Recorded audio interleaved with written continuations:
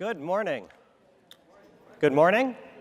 All right. I cannot see you at all, but I'm hoping there's a couple of you that still care about technology in cities as opposed to just the global revolution. What I wanted to talk about this morning was to share with you our thoughts at Sidewalk Labs about how technology will pose questions for cities, for density, which is really the fundamental component of what a city is. So first, I want to give you a quick commercial for what's going to be going on in the tech zone in the exhibitor space over the next couple of days. Sidewalk Labs, where I work, we're an alphabet company, as Peter mentioned, happy to be part of the second largest company on earth by market cap. And we were founded 2 years ago as a division of Alphabet here in New York, focused 100% on urban innovation. And it's significant. We are the only Alphabet company based outside of California because we know that to innovate in cities, you really need to be in the heart of a city.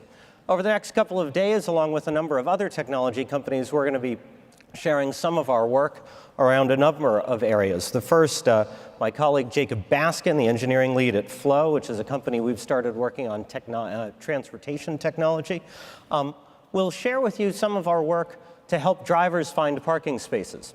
In some ways, a small intervention, but you all know that a lot of urban traffic is caused by people looking for parking. It's not the easiest thing in the world. It's one of the reasons, it's one of the few things that Google Maps cannot tell you, is where there's parking available. We're working on that. Another colleague of mine, Dan Vanderkam, a senior software engineer at Sidewalk Labs, will present a tool that we've used to analyze urban accessibility. We think this could be the beginnings of a new way of thinking about how transit and transportation access is analyzed towards that goal of equity and access to jobs and opportunity. Thus far, we've used it to understand the impact of the coming L train shutdown here in New York. And he'll talk about that, but of course, this is just the beginning. It's got a number of applications. My colleague Molly Fowler, a senior urban strategist at Intersection, a portfolio company of ours, will talk about the Link NYC system we're installing around New York City, replacing outdated phone booths with Wi-Fi towers. And it'll soon be coming to London, and we think it's relevant to cities around the world. And then finally, in some ways, the most relevant thing we're doing for you all is that my colleagues Gail Greco and Kat Bush, software engineers from our model lab, will talk about the work we are doing to use rich data sets and potentially even over time real-time information to reinvent the land use and transportation modeling tools that are at the heart of so many planning decisions and bring them into the 21st century while protecting the anonymity of all of the individual data that's in them. So that's my commercial for the Tech Zone and for Sidewalk Labs. But it's not actually what I wanted to talk to you about this morning. I'm not a futurist. You can tell by my suit. I'm not a coder. You can also tell that by my suit. I'm not even trained as a planner, although I've done urban planning. I'm a historian, perhaps like Peter, who spoke earlier today. And when I think about technology and I think about the work we're doing here at Sidewalk Labs, I don't think about just the way it'll feel when it's implemented in a city. Because the work that I've done as a historian focuses on how cities change over time and what makes them more or less valuable. Peter talked about the way that people are flocking back to cities. We all know that. He also talked about the great wave of urbanization that took place in the 19th century. And I think as we look forward, we actually have a very real question to ask with all of the digital technology and, in fact, other kinds of technological innovations that we're in the early stages of. And that fundamental question is, will technology increase the desirability of being in a city? Or will it actually work to make cities less desirable? We know that's changed over time. The fact that there was a boom in all major industrialized countries in the 19th century towards urban centers showed that urban density became more valuable. And when, around the middle of the 20th century, population shifted towards the suburbs, we know that means that density became less valuable. And so we know that these things change over time. And it's clear, of course, that technology played a driving role in much of that. The urban boom of the 19th century would have been unimaginable without the great improvements in sanitation and transportation caused by public health and electric traction. And suburbanization as we know it would have been fundamentally impossible without the automobile and the telephone. These technologies didn't just change what it was like to be in a city. They fundamentally changed whether it made sense to be in a city at all. And in some cases, they were misleading in the early days. Early on, it seemed like the streetcar would help disperse population. And while it did foster streetcar suburbs, it also enabled the expansion of urban areas to cover far more territory than they had ever done before. That's what really gave rise to the first megacities. And the telephone started out as an urban development, for the simple reason that the earliest telephone systems were installed in cities. Only later did we realize that the phone also made it possible to live and work outside the city without being isolated. So predictions made in the early days of those technologies would likely have been wrong. And I think the same is true today, because we are still at the very early stages of what our CEO at Sidewalk Labs, Dan Doctoroff, calls the fourth revolution in urban technology. So to prevent ourselves from making mistakes, we set out to create a framework for how to think about technology affects the value of urban density. We tried to boil down what urban life entails and distill out all of the aspects that are related to personal preference or the limits of current technology.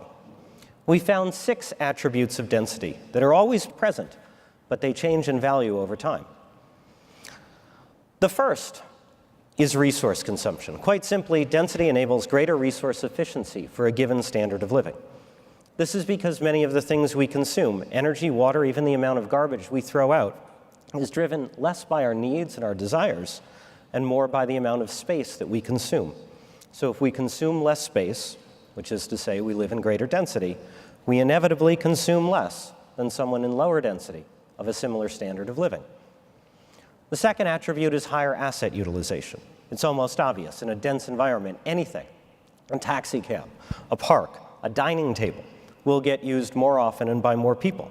And this is true for most services. We don't actually lay out sewer pipes or public libraries based on population. Generally, we lay them out based on distance. The third attribute is that density, of course, facilitates easier physical interactions among people. The simple geography means that being closer together makes it easier, but it also means that unplanned interactions happen much more often. And that's really important to the kind of creative economies that we see today. The fourth attribute is that density leads to a reliance on central systems. This isn't inherently bad, but anybody who's been stuck in a crowded subway knows that you don't control your own destiny if you don't have an individual system that you rely on. The fifth attribute is that density increases the need for courtesy and trust. When you share space or assets, individual decisions affect other people far more than when most of what you do is in your own private space. That's even true when the shared asset is a party wall between apartments. And as the father of 2 infants, I have to apologize to all of my neighbors on a regular basis. The final attribute is that density requires coordination, because any shared decision involves a large number of people who might be affected. I don't have to tell an audience of planners that many of the hassles and frictions of urban life have to do with the challenge of arriving at shared decisions. So those are the 6 attributes of density that we found. And we think they are fairly unchanging, even if they vary dramatically over time in how important they are. You'll note that 3 of them are generally benefits. They are the efficiencies of density, and 3 are frictions. They are the costs of density.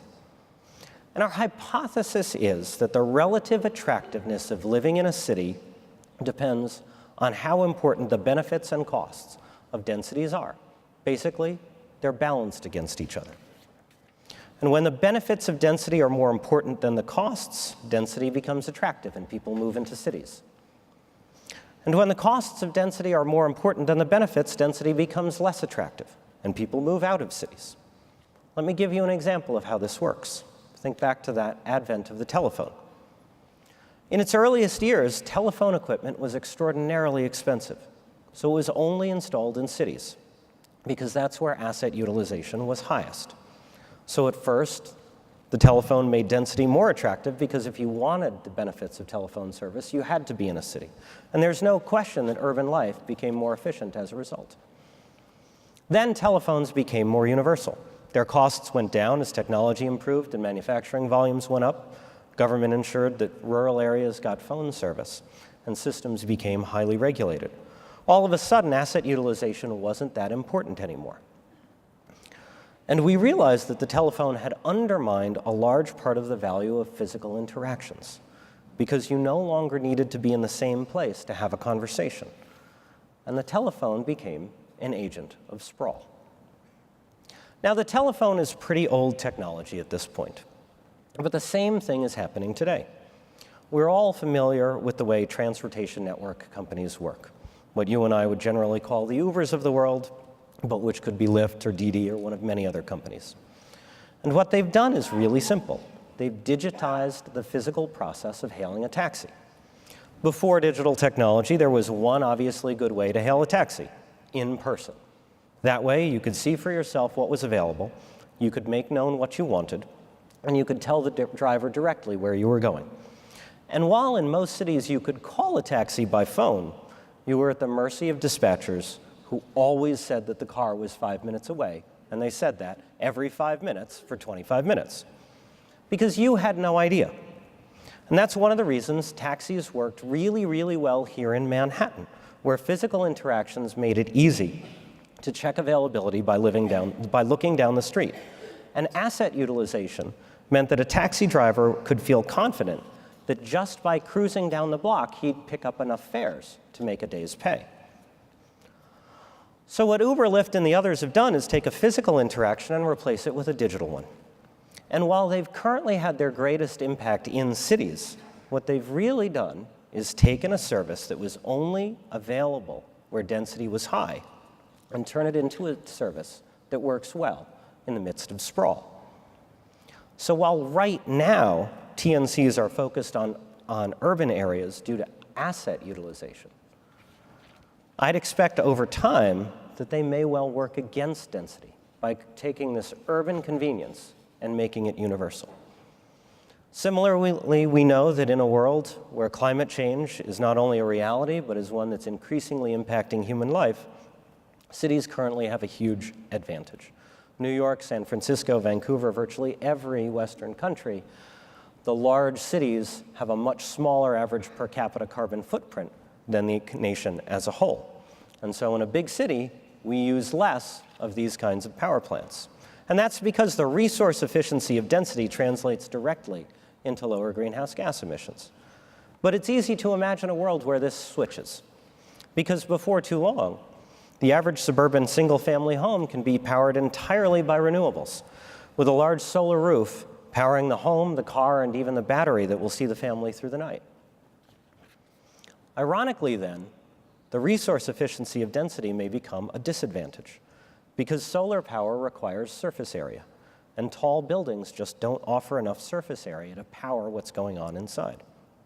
So if resources effectively become cheaper and derived from the space we consume, it may be that the current urban advantage switches to a disadvantage. So overall, what has this framework taught us at Sidewalk Labs? What can we say the digital technology of this century will mean for cities? I think the first thing we have to face is that many technology trends will do more to reduce the advantages of density than to reduce the challenges or frictions of density. The information on the internet has already transformed rural life far more than it has transformed urban life, where information was never that hard to access. Online shopping and deliveries mean more when the store is 5 or 15 miles away than when it's across the street.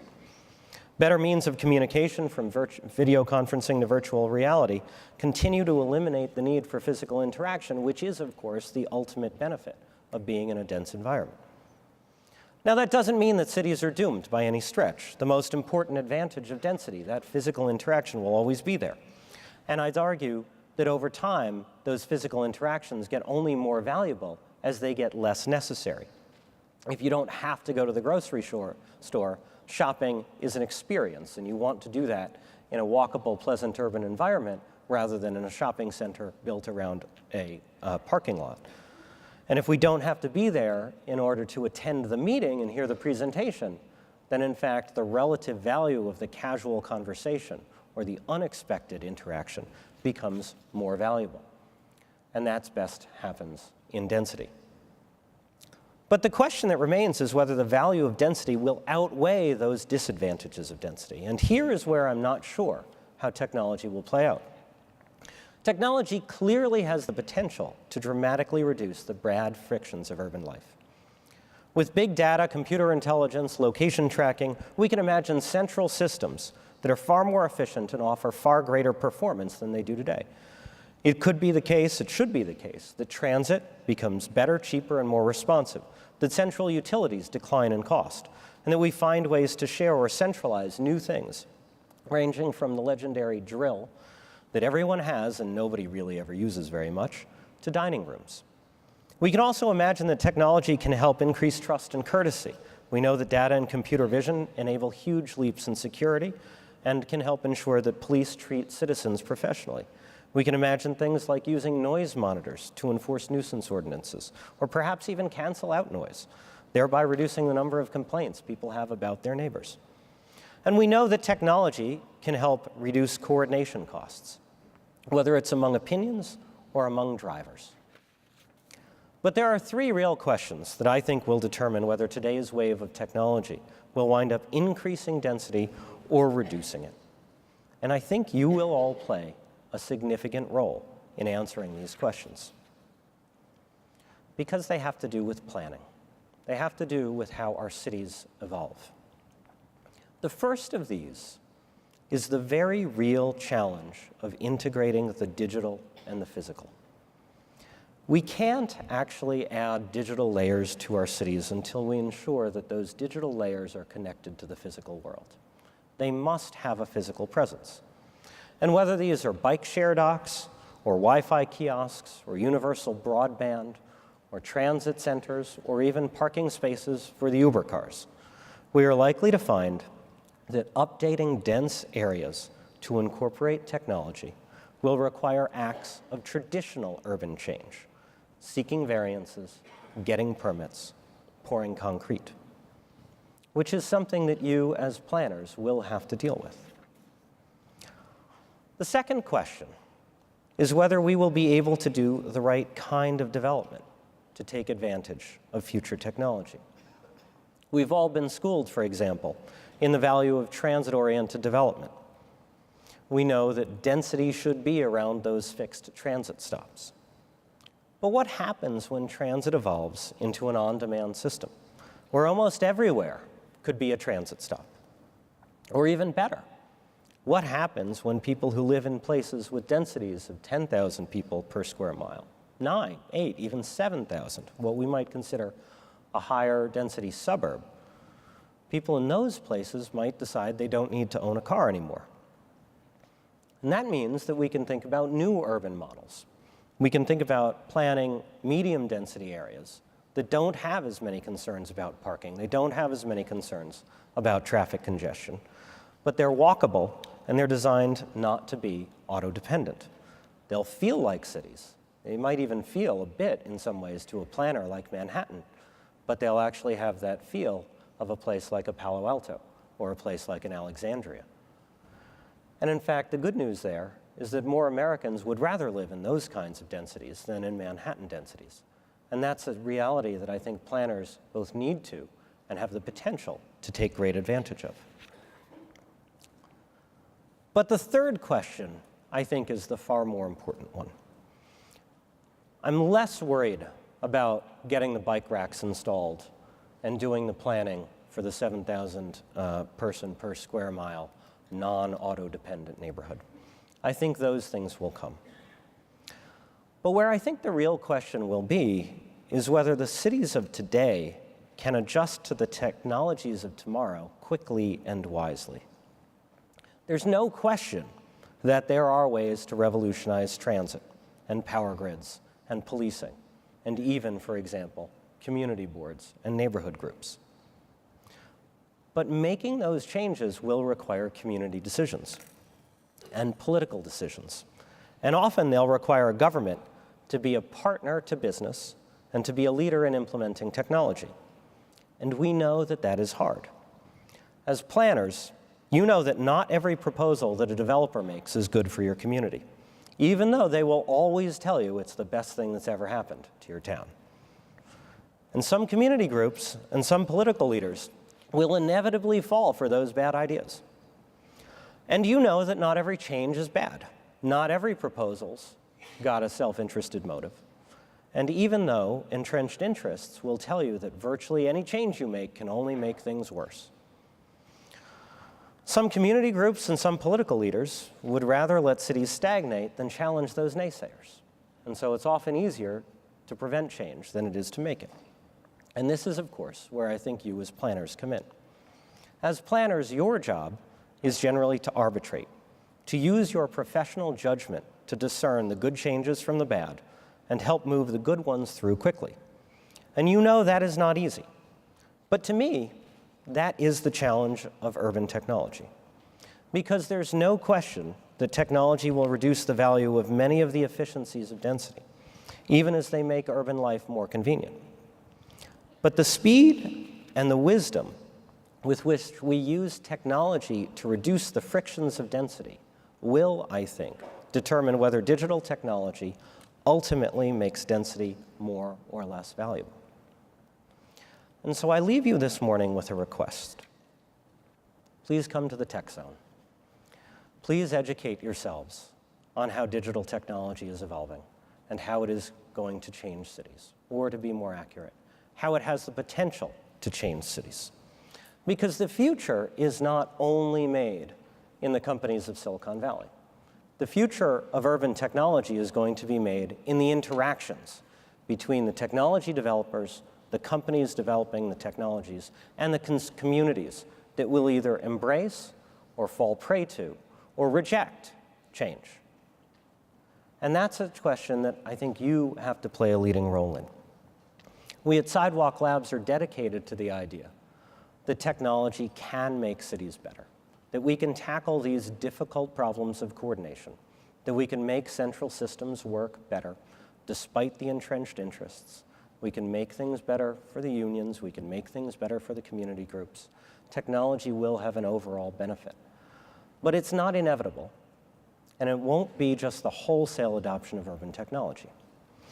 And so when you think about technology, what I ask you to do is not just think about it from the perspective of somebody in a neighborhood, not just somebody who's coming to testify at one of your hearings about a variance, or even your training as an urbanist, as a planner, perhaps as an architect.